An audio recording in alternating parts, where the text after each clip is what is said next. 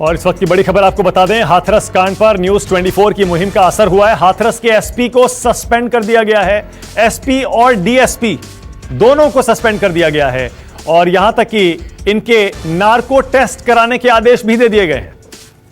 आखिर क्या हुआ था यह पता लगाने के लिए अब नार्को टेस्ट होगा, यानी मशीन से पता लगाया जाएगा कि ये अधिकारी झूठ बोल रहे हैं या सच बोल रहे हैं। झूठ पकड़ने वाली मशीन से अब इन्हें गुजरना पड़ेगा। मानस श्रीवास्तव और जानकारी के साथ लखनऊ से जुड़ गए। मानस, क्या क्या कार्रवाई हुई है, बताइए जरा।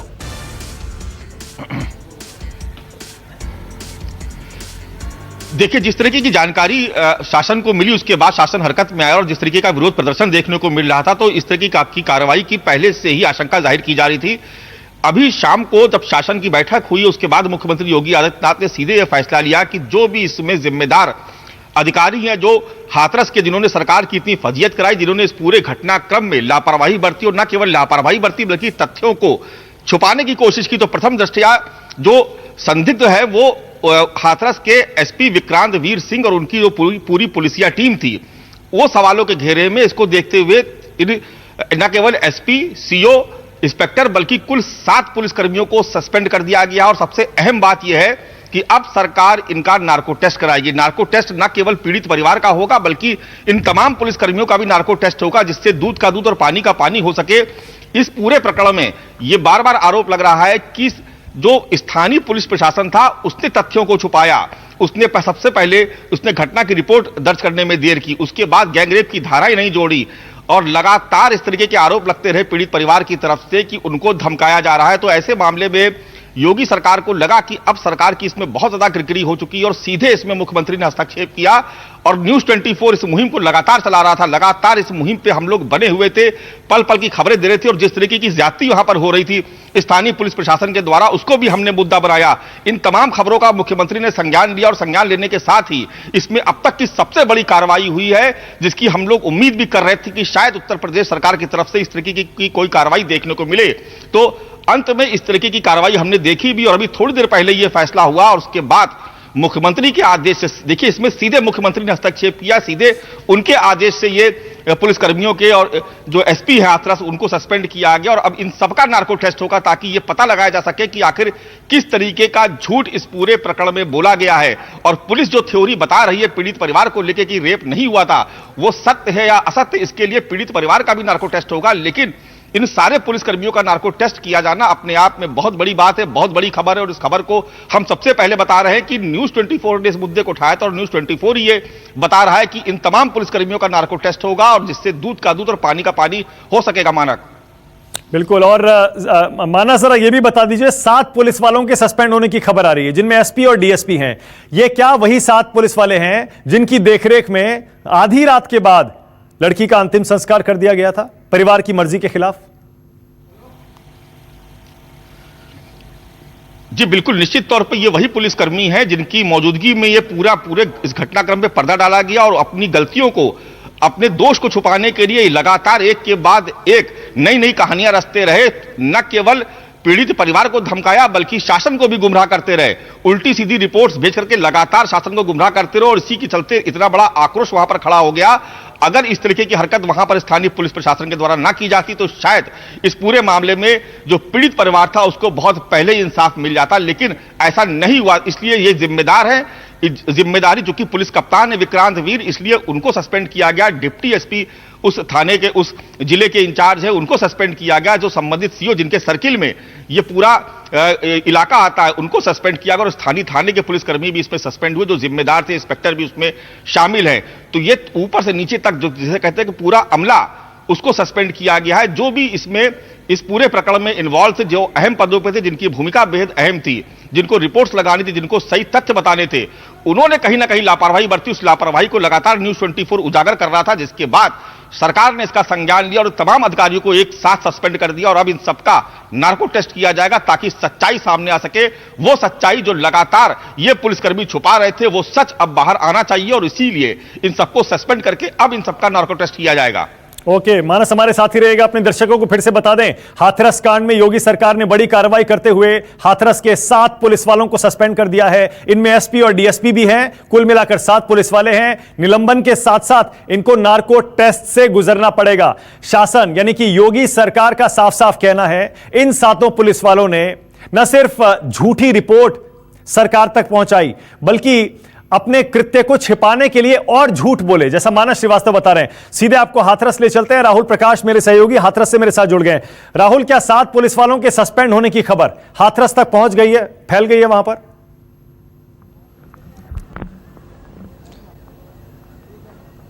देखिए, एकदम से सन्नाटा पसरा हुआ है। सिर्फ मीडिया कर्मी है जो इस बात को बता रहे हैं, और जिस तरीके से जो पुलिसकर्मी बिल्कुल सामने खड़े थे वो बिल्कुल सामने नहीं है। और जिस तरीके की एकाएक ये खबर सामने आई, उसके बाद सब अपनी जगह पर चले गए हैं। हालांकि एक चीज मैं आपको बता दूं कि जिन पुलिसकर्मियों पर गाज गिरी है, ये उस वक्त रात को वहां मौजूद थे। हम वहां पर थे, हम लगातार उनको फॉलो कर रहे थे। जब अंतिम संस्कार हो रहा था उस वक्त ये तमाम अधिकारी वहां थे। हमारा कैमरा उनको दिखा रहा था और दिखाया भी गया होगा, लेकिन एकाएक वो गायब हो गए। उसके बाद ये जांच शुरू हुई और एसआईटी की टीम आई, प्राथमिक रिपोर्ट दी गई, जिसमें साफ हो गया कि कमियां थी, और उन कमियों के बाद ही ये तारीख जो तमाम कार्रवाई है वो की गई है। जिस तरीके से सर्कल ऑफिसर की बात हो रही है और जिस तरीके से एसपी की बात हो रही है, प्राथमिकता यही होती है कि जो लॉ एंड ऑर्डर होता है, तमाम व्यवस्थाएं होती हैं, इनके अंडर होती है। लेकिन ऐसा नहीं हुआ। थाना का प्रभारी जो और अन्य पुलिसकर्मी जो रूटीन में जाते हैं, और जिस वक्त ये घटना घटी थी उसके बाद इन्होंने कार्रवाई नहीं करी। अगर ये कार्रवाई करते तो शायद ये स्थिति नहीं बनती। लेकिन इससे साफ होता है कि गलतियां थी, और गलतियां किस कदर थी उसका अंदाजा इसी बात से लगा सकते हैं कि अब तस्वीर बदली हुई है।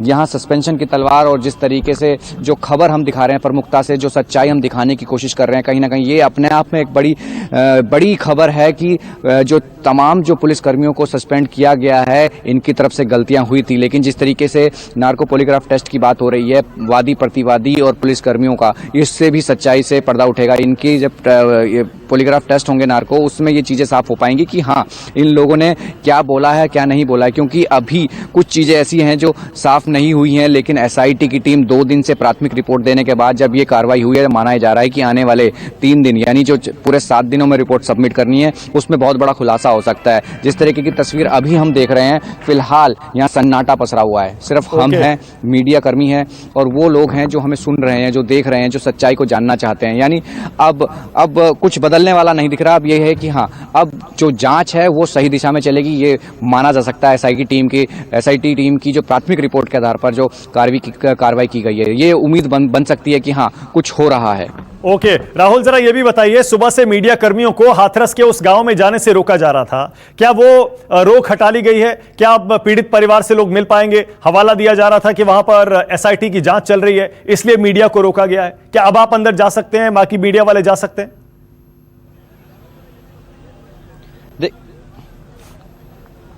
देखिए मानक, मैं आपको सबसे पहले सुबह से अब तक का सीक्वेंस ऑफ इवेंट बताता हूं। सुबह से मीडिया कर्मी अंदर जाने की कोशिश कर रहे थे, वो नहीं जाने दे रहे थे, लगातार कोशिशें हो रही थी। उसके बाद ये हुआ कि गांव के लोगों को गुस्सा आया। गांव के कुछ लोग मीडिया कर्मियों के साथ बदसलूकी करते रहे। अभी कुछ ही समय पहले की मैं घटना बताता हूं, हमारे साथी पत्रकारों की पिटाई हुई है, और ये बहुत बड़ी बात है। उनके साथ बदसलूकी हुई है। कुछ लोग ऐसे हैं जो इस मुद्दे को लेकर मीडिया पे भड़के हुए हैं, वो नहीं चाहते कि ये मीडिया रिपोर्टिंग यहां से हो। ये बहुत बड़ी बात है। हमने इस बारे में तमाम अधिकारियों से बात करी कि आप अब हमें अंदर जाने देंगे। उनकी साफ तरह से यानी गर्दन हिला के बात हो रही है, बात हाँ या ना में कुछ नहीं हो रही है। यानी साफ तौर पे वो नहीं चाहते कि मीडिया अभी भी अंदर जाए। हालांकि कुछ सोर्सेज के द्वारा ये पता चला है कि ऊपर के अधिकारी इस बात पे डिस्कस कर रहे हैं कि इनको अंदर भेजा जाना चाहिए था, इनको परिवार के सामने जाना देना चाहिए था, क्योंकि लगातार ये परिवार के संपर्क में थे, बातचीत कर रहे थे, इंटरव्यू हो रहे थे। लेकिन अचानक से बंद करना कई सवाल खड़े कर रहे थे, और एसआईटी का पहुंचना और उसके बाद ये कार्रवाई, इससे साफ हो जाता है बहुत कुछ गलत था। मीडिया को रोका गया, अभी भी रोका गया था। लेकिन जिस तरीके के बदसलूकी पत्रकारों के साथ हुई है,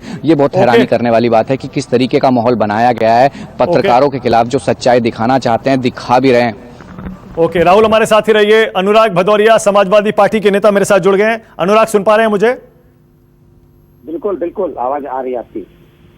अनुराग, सुन पा रहे हैं? हाँ बिल्कुल आ रही है आपकी आवाज। अनुराग, 7 पुलिस वालों को सस्पेंड कर दिया गया है। हाथरस के एसपी और डीएसपी इनमें शामिल हैं। इनका नार्को टेस्ट भी कराया जाएगा। आप इससे संतुष्ट हैं कार्रवाई से? बिल्कुल नहीं।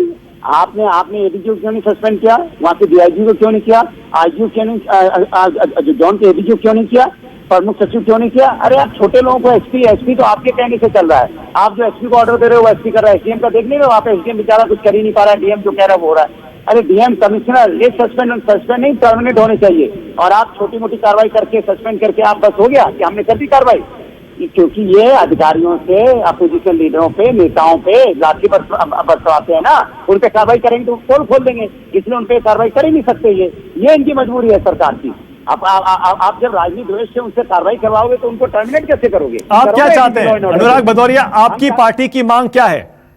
मैं कहता हूँ ADG law and order, DGP और जो गृह प्रमुख सचिव, ये सब सस्पेंड और टर्मिनेट होने चाहिए। इतनी बड़ी घटना हो गई, आप एसपी और डीएसपी को सस्पेंड करके काम चला देना चाहते हैं ऐसों को? मैंने ये छोटी मोटी घटना है कि आपने एक बच्ची को बिना माँ बाप को दिखाए जिंदा मैंने उसके शव को जला दिया।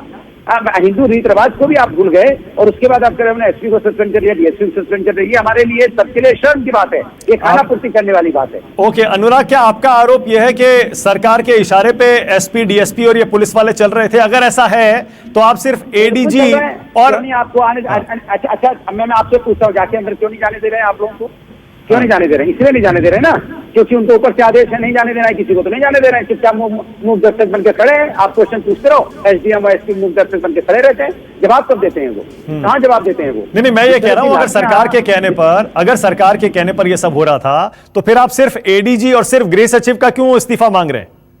सर मैं तो सीएम का ही मांग रहा हूँ। मैं तो कहता हूँ राष्ट्रीय शासन लगाओ। ये सरकार चलने लायक नहीं है। 2 महीने में 17, 18 बच्चियों के साथ अन्याय हो जाए तो सरकार चलने लायक नहीं है ना ये अनुराग। लेकिन जो गांव में मीडिया को नहीं जाने दिया गया, उसके लिए कहना यह है प्रशासन का कि वहां पर एसआईटी की जांच चल रही थी, इसलिए मीडिया को अंदर नहीं जाने दिया गया।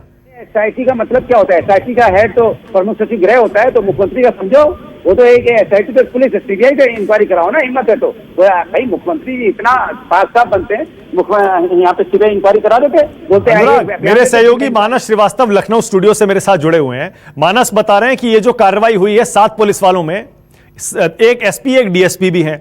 अब शासन का यह कहना है कि इन पुलिस वालों ने प्रशासन को भी झूठी रिपोर्ट दी, उसको अंधकार में रखा। आप कह रहे हैं प्रशासन के कहने पर यह सब हुआ है? प्रशासन क्या? अरे प्रशासन को झूठी रिपोर्ट दे, प्रशासन क्या करता है? 14 सितंबर की बात है तो इसके मतलब घटिया प्रशासन है। 14 सितंबर से लेकर 15 दिन में प्रशासन को कोई खबर पता नहीं चलती है, तो मुझे लगता है प्रशासन ही दिखा रही है। अगर प्रशासन कहता है कि एसपी ने झूठी खबर दी, तो मुझे लगता है गृह डिपार्टमेंट के जो हेड है उनको तो अपने आप ही हट जाना चाहिए। ओके, मानस श्रीवास्तव के पास चलते हैं लखनऊ। मानस जरा बताइए, सिर्फ 7 पुलिस वालों पर कार्रवाई से क्या यह मामला खत्म हो जाएगा? मानस देखिए, इसमें अभी रिपोर्ट का इंतजार करना होगा, क्योंकि रिपोर्ट आने के बाद जब एसआईटी अपनी रिपोर्ट सबमिट करेगी तो जाहिर सी बात है, देखिए इसमें हाईकोर्ट भी अपने स्वतः संज्ञान लेकर के वो इसमें इंटरवीन कर रहा है। तो सबको तलब किया गया है हाईकोर्ट में भी 12 तारीख को, 12 अक्टूबर को, तो वहां भी रिपोर्ट देखी जाएगी। ऐसा नहीं है कि कोई भी रिपोर्ट फर्जी लगा दी जाएगी और उसको एक्सेप्ट कर लिया जाएगा। ये तो देखिए अब ये मामला बहुत बड़ा हो गया और इसमें एक सीधे हाईकोर्ट इन्वॉल्व है। तो इसलिए देखिए, जो सियासी बातें हैं, जो सियासी लोग वो अपनी सियासी बातें करेंगे, उससे हमें कोई गुरेज नहीं है। वो उनका भी अपना हक है, वो विपक्ष में है, वो अपना पक्ष रख सकते हैं। हम एक मीडिया कर्मी, हमसे जो हो सका, जो भी तथ्य हमारे जानकारी में आए, हमने समय से वो तमाम जनता के सामने, दर्शकों के सामने रखे। और एक आप देख रहे हैं कि पूरे देश में एक आंदोलन खड़ा है। न्यूज़ 24 ने इस मुहिम को शुरू किया और सभी इस बात को देख रहे हैं कि किस तरीके से न्यूज़ 24 ने इस मुद्दे को न केवल उठाया बल्कि इसको राष्ट्रीय स्तर पर हम लोग ले गए। और आज सरकार को मजबूर होना पड़ा है कि उससे 7 पुलिसकर्मियों को, जिसमें बड़े अधिकारी हैं, उनको भी सस्पेंड किया गया। लेकिन ऐसी नजीर बहुत कम देखने को मिलती है कि बहुत बड़े अधिकारियों पर सीधी कार्रवाई हो जाए, क्योंकि जो घटनाएं हैं आखिर उसके लिए जिम्मेदार कौन है? स्थानीय पुलिस और स्थानीय प्रशासन पहले जिम्मेदार होता है। हाँ, अगर भविष्य में कभी ये जो जांच उसमें ये बात प्रमाणित हो जाए कि इसमें ऊपर से भी बड़े अधिकारियों का इन्वॉल्वमेंट था, तो ऐसा नहीं है, पदों से पहले भी लोग हटाए गए हैं, फिर भी हटाए जा सकते हैं। लेकिन इस पूरे मामले को हमको इस तरीके से देखना चाहिए कि एसआईटी जो कानूनी प्रक्रिया, एसआईटी अपनी इस रिपोर्ट को सबमिट करेगी, उस रिपोर्ट को देखा जाएगा, शासन उस पर अपनी टिप्पणी करेगा, उसके बाद कोई फैसला लेगा। और चूंकि अब ये अदालत में पूरा मामला चला गया, हाईकोर्ट ने खुद से संज्ञान ले लिया है, तो निश्चित तौर पर हाईकोर्ट भी इस रिपोर्ट को देखेगा ना कि आखिर किस तरीके से रिपोर्ट सबमिट की गई, उसमें किस तरीके के बयान दर्ज किए गए। और अब जबकि नार्को टेस्ट की बात हो रही, ना केवल पुलिसकर्मियों की बल्कि जो पीड़ित परिवार है, तो नार्को टेस्ट जो होगा तो उससे तमाम चीजें सामने आ जाएंगी। उसके बाद तय हो जाएगा कि वहां पर कौन झूठ बोल रहा था और कौन सच बोल रहा था, कहां तक तथ्य छुपाए गए, कौन से तथ्य सामने लाए गए। ओके, छोटा सा ब्रेक लेना है मुझे, मानस रुकना पड़ेगा, यहाँ पर रोक रहा हूं आपको। मानस राहुल मेरे साथ बने रहिए। नमस्कार, मैं हूं मानक गुप्ता। अगर आपको हमारा ये वीडियो पसंद आया हो तो इसे लाइक और शेयर जरूर करें, और हां, हमें सब्सक्राइब और फॉलो करना ना भूलें ताकि आप देश और दुनिया की कोई खबर मिस ना करें। तो जुड़े रहिए हमारे साथ और देखते रहिए News 24।